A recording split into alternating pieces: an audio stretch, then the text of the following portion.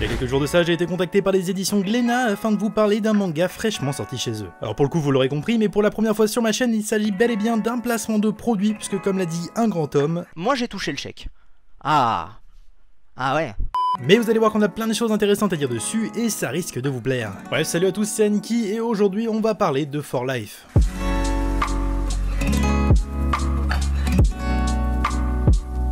For Life est donc un seinen écrit par Antoine Doll et dessiné par Vinyu. Vous l'avez sûrement compris, mais nos deux héros du jour sont français. Alors, j'ai pas trouvé grand chose sur Vinyu, outre le fait qu'il a gagné le premier prix du tremplin Kiyun de 2017. Voilà, vous faites ce que vous voulez de cette information. Mais quant à notre cher Antoine, il a auparavant scénarisé la série de BD Mortadelle. Alors ça me dit absolument rien, mais je trouvais ça intéressant de vous en parler, puisque de ce que j'en ai vu, elle a rencontré un succès assez conséquent. On a donc un scénariste et un dessinateur de talent qui se sont alliés pour créer la série des For Life. Enfin, je dis série, mais en réalité c'est un diptyque, puisque la série se termine en 2 tomes, dont le dernier est sorti le 17 avril dernier. D'ailleurs, quand on colle les 2 tomes, on peut voir que ça forme une illustration assez sympa. Alors, au début je voyais pas l'intérêt à part l'aspect graphique cool, mais en lisant le manga, je me suis rendu compte que c'était plus profond que ça. Et ça tombe bien qu'on parle de ça parce que ça m'offre une parfaite transition pour vous parler de l'histoire.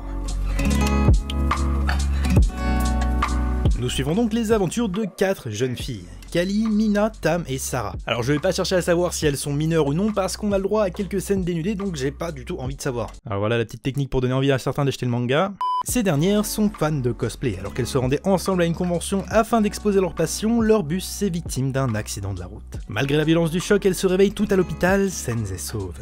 Néanmoins, quelque chose a changé, nos 4 héroïnes commencent à développer des pouvoirs, et ça uniquement quand elles enfilent leur costume. Vous l'avez compris, ce sont devenues des Magical Girls. Alors stop, oui je coupe mon récit en plein milieu puisque je sens venir d'ici la déception de certains, mais je la comprends totalement puisque j'ai eu la même réaction que vous au début. Mais j'avais tort. Pourquoi, me demanderez-vous? Tout simplement car For Life se veut de la même lignée que Puella Magi Madoka Magica, une œuvre qui à première vue semble mignonne mais qui en réalité se révèle être dramatique et remplie de noirceur. Et c'est le cas pour For Life, en effet, alors que nos 4 héroïnes découvrent à peine leur nouveau pouvoir, des créatures monstrueuses envahissent la ville et tuent tous les êtres humains qu'elles rencontrent. De plus, elles semblent être attirées par nos 4 amis et leurs pouvoirs, ces derniers vont devoir alors tout faire pour survivre et découvrir l'origine de ce mal qui tend à détruire l'humanité. Bon, tout ça c'est bien joli, mais pourquoi For Life est aussi intéressant?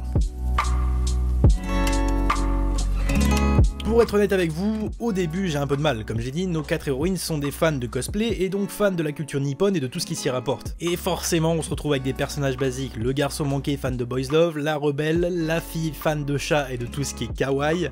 Et Dieu sait que c'est pas les personnalités qui m'intéressent le plus dans une œuvre, voire qui m'intéressent pas du tout. Mais comme j'ai dit plus tôt, For Life, à ne pas confondre avec Fortnite, yes, on est content de cette blague.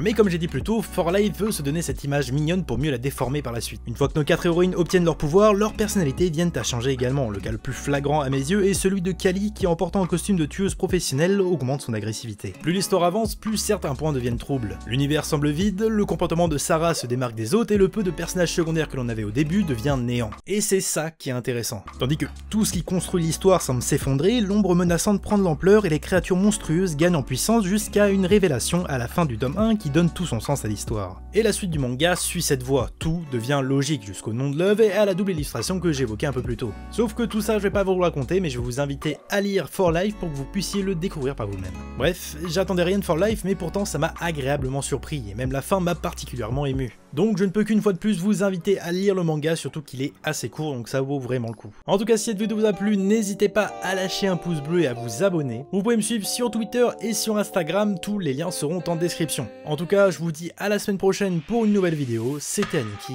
ciao.